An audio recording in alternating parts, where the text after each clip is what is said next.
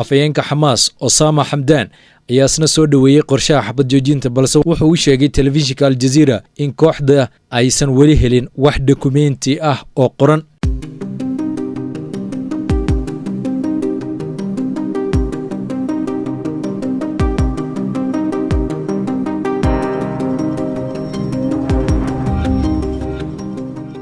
kulan wacan wanaagsan ku soo dhawaada wararkii ugu dambeeyay weerarkii Israel ay ku qaadeen Gaza. in ka badan 1 milyan oo qof ayaa si xoog ah uga barakacay Rafah iyadoo ciidamada Israel ay 24 saac la soo dhaafay ku dileen 40 qof weerar ka dhacay Gaza. shakiga ayaa sii kordhaya oo la xiriira soo jeedintii ugu dambeysay xabad joojinta kadib markii ra'iisul wasaaraha Israel Benjamin Netanyahu iyo wasiirka difaaca Yoav Gallant oo wajahaya in la soo qabto kadib amarkii maxkamadda ICC ayaa shaki geliyay soo jeedinta Mareykanka uu taageerayo. afayeenka Xamaas Osama Hamdan ayaa isna soo dhaweeyay